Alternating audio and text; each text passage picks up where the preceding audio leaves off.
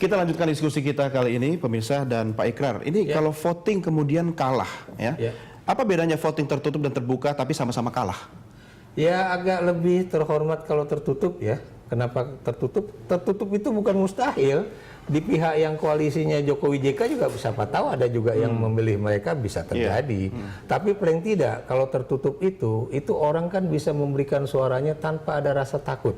Tanpa tekanan. Tanpa adanya tekanan, tanpa ada misalnya siapa nih, paling kan cuma menduga-duga, wah lo Edon ya misalkan, wah lo milih yang lain ya, cuma menduga, tapi kan dia tidak bisa membuktikan. Risiko sanksi dari partai juga ya Pak Ikrar. Jadi tidak ada pembuktian, tapi kalau kemudian itu terbuka ya, apalagi buat teman-teman anggota DPR muda yang baru 1 minggu menjadi anggota DPR ya, pasti ada rasa takut lah, wah jangan-jangan nanti saya di PAW kan gitu untuk tidak katakan. Artinya sebenarnya gitu. Yang disebutkan dengan soliditas Koalisi Merah Putih itu kan tidak murni solid karena kalau buat saya kan? maaf kata ya, kita juga harus perhatikan terus apakah kemudian ada faktor ancaman, faktor uang di situ atau faktor lain-lain ya. Kenapa atau PDIP uangnya kurang banyak?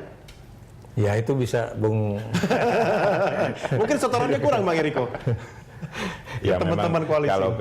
Kalau kita bicara secara jujur, kita ini kan memang dari dulu ya memang berasal dari rakyat ya. Jadi memang sampai saat ini pun memang kondisinya kita, walaupun kita sederhana, tetapi kita tetap punya semangat yang tinggi. Seperti ini, kita setiap dibagi untuk melakukan pendekatan. Tapi kita menyadari sepenuhnya bahwa memang kondisi-kondisi ini sudah menjadi semacam grand strategi kalau tapi Bang Eriko kan Anda tidak menafikan bahwa rival Anda di Koalisi Merah Putih kan juga memainkan praktek-praktek transfer yang luar biasa kan? Nah, hal-hal transfer seperti ini juga ada transfer ya. Iya benar-benar. Di bawah meja langsung. Kalau hal-hal seperti ini yang tadi disampaikan Pak Ikrar, kami tentunya tidak bisa melakukan hal-hal seperti itu karena bukan itu tidak menunjukkan arti yang sesungguhnya bagaimana kita berpolitik dan berdemokrasi. Sebenarnya kalau menurut kami, menurut saya, Mas Doni, politik itu kan seharusnya baik ya Pak ya, untuk berkuasa. Tapi berkuasa untuk apa? Untuk kesejahteraan rakyat.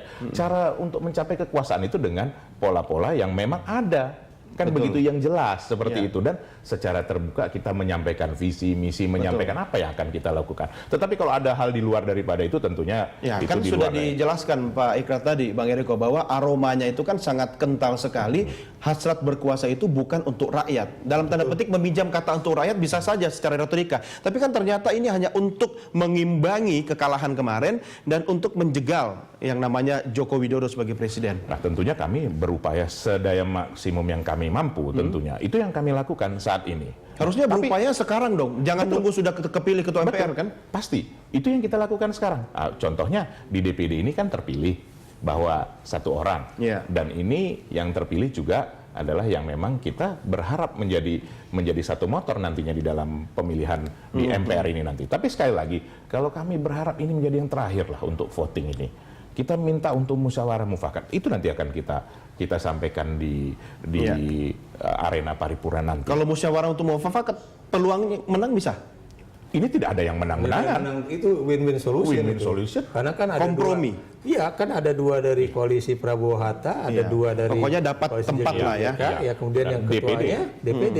Tapi dengan nama Usman Sabta Odang yang maju, ini kok kesannya seperti ini Pak Ikrar, bahwa musuhmu itu adalah temanku.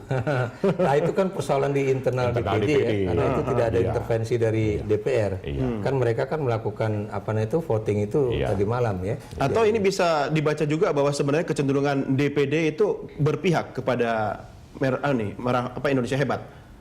Kalau dikatakan begitu juga enggak ya. Kenapa demikian? Kalau saya kebetulan bertemu dengan Pak Irman Gusman ya, waktu itu di sebuah stasiun televisi, dan beliau mengatakan secara jernih ya bahwa DPD ini akan menjadi benar-benar menjadi penengah ya, atau kelompok tengah, kekuatan tengah, bukan tengahnya PD ya, karena Partai Demokrat kan ngomongnya tengah tapi ternyata ke kanan atau ke kiri begitu kan. Kalau ini yang DPD kelihatannya enggak, karena kenapa demikian? Karena ya Pak Irman juga menyadari bahwa biar bagaimanapun ini nggak bagus ini kalau kemudian gontok-gontokan di parlemen dibawa pula ke mahkamah ke Majelis Permusyawaratan Rakyat ya, MPR gitu. Jadi ini yang kelihatannya ada suatu niatan baik dari DPD. Dan Anda juga jangan lupa ya, di Partai Golkar itu ada orang tokoh yang sangat berani ya, yang namanya Zainuddin Amali ya. Cuma dia juga tinggal satu kali berbuat salah, dia akan bukan cuma direkol atau di PAW, dia juga bisa saja dikeluarkan dari Partai Golkar. Tapi orang ini buat saya itu adalah contoh betapa di dalam suatu kumpulan orang-orang yang semacam apapun ya, masih ada orang yang memiliki satu niatan dan pikiran yang jernih ya. Kewarasan politik tadi istilah Anda. Memiliki suatu kewarasan politik untuk bukan memilih orang, tapi lebih memilih rakyat ya, memilih kepentingan rakyat. Jadi dia tidak melihat bahwa saya mendukung Jokowi JK atau Prabowo Hatta, tapi dia melihat apa kalau misalnya saya milih seseorang itu, bagaimana itu impact-nya terhadap masa depan bangsa, negara dan juga Tapi Pak rakyat. Ikrar, jangan lupa loh, Pak JK itu kan masih punya gerbong di Golkar. Ya itu tadi, kalau tertutup tadi kemungkinan itu antara 11 sampai 20 orang itu bisa saja didapat oleh yang dipecat-pecat ARB kemarin itu. Oh itu kan udah nggak bisa. Sudah nggak punya ini ya. Kalau mereka yang ada di parlemen Yang sekarang seperti ini, Nusron Wahid itu bukan mustahil, itu menjadi salah satu gerbong kekuatan apa namanya itu yang tadi saya katakan politisi-politisi yang masih waras secara politik lah begitu. Tapi apakah ada kartu trufnya JK kira-kira yang akan digunakan untuk mendukung Jokowi? kalau menurut saya kayaknya JK belum akan menggunakan itu ya, tapi bersabar sampai bulan April tahun depan ya.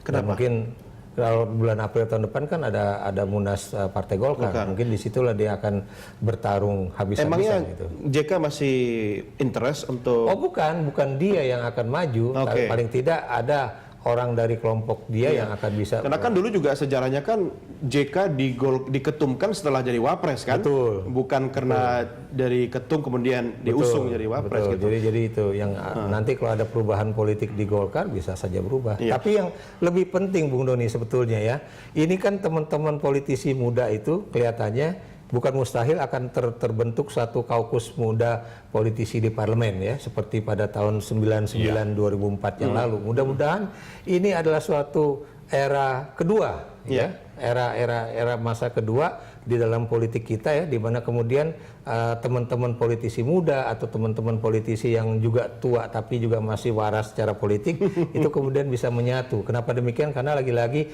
taruhannya itu Indonesia ke depan. Bukan persoalan Prabowo dengan Jokowi saja. Sebab kalau kita selalu melakukan personalisasi politik semacam itu, kita nggak akan maju-maju. Ya kayak sekarang nih kan, seolah-olah Indonesia tergantung kepada apa namanya itu SBY, Megawati dan Prabowo Subianto. Buat saya masa 3 orang itu menentukan masa depan 250 juta orang Indonesia. Tapi 3 orang ini juga akan menentukan pemilihan pimpinan MPR loh. Iya kan? Iya, sekarang masih. Bang Eriko, berapa banyak alternatif strategi yang sudah disiapkan oleh DPP sendiri untuk mengantisipasi? Karena kan pasti hitungannya sekarang bisa menang, bisa kalah gitu kan? Apa saja yang sudah disiapin? Ya tentu kalau strategi ini kan kita tidak bisa membuka rahasia ya. Kalau sudah dibuka berarti namanya bukan strategi lagi kan seperti kan itu. Tidak ada ini orang dari Gerindra di sini atau dari partai lain. Tetapi intinya sebenarnya Mas Doni, kita sudah bersiap dengan hal yang paling terburuk sekalipun. Katakan kalau dengan bahasa yang worst kan begitu, yang paling ini. Artinya kan kalau dilihat ini nanti ujungnya ini kan tanggal 20. Betul. Seperti itu. Dan kalau kita melihat dari hasil analisa kita kepada masyarakat juga sudah siap untuk menghadapi tanggal 20 ini. Sudah mengetahui dengan jelas seperti apa. Nah, jadi artinya kita berharap ini satu momen yang sangat penting hari ini. Artinya inilah yang menunjukkan kedewasaan kita berpolitik. Kalau tadi disebut Pak Ikrar yang sudah sangat ini langsung kewarasan berpolitik, saya mengatakan kedewasaan berpolitik. Artinya di sini kita mengedepankan bukan ego pribadi, ego partai, tapi bagaimana masyarakat yang menjadi di depan. Karena kenapa? Ini tonggak sejarah nanti akan mencatat. Tapi Bang Eriko, mohon maaf, dengan segala hormat, dua kata yang Anda pakai tadi kok agaknya susah, yaitu waras dan dewasa. Ini kata Gus Dur loh, bukan kata saya gitu kan. Kepada siapa lagi kita bisa berharap ini? Tapi sekecil apapun Mas Doni, peluang itu masih memungkinkan. Dan kita masih meyakini hal itu. Nah tentunya saya tidak bisa buka di sini tadi seperti saya sudah awali. Dan kita meyakini ini akan menjadi tonggak yang paling penting. Iya. Nah kalau kita melihat kita masih punya satu optimisme. Ya, ada secerca harapan lah ya. Ada. Dari sampai tadi pagi kita melihat itu ada. Iya, dan Anda betul-betul harus gunakan peluang itu. Kalau tidak, kita akan melihat selama 5 tahun ke depan Sri Mulat versi politik. Bang Eriko, terima kasih. Sukses buat paripurna hari ini. Terima kasih. Semoga tercapai tujuannya. Iya. Pak Ikrar, sampai ketemu lagi di ulasan sama-sama, Mas berikutnya. Kita suka taruhan nih. Hasil sidang seperti apa. Baik, terima kasih dan sukses pada berdua. Pemirsa, demikian diskusi kita kali ini. Jangan kemana-mana, kami akan lanjutkan dengan berbagai berita informasi lainnya. Tetap bersama kami, Berita 1 News Channel.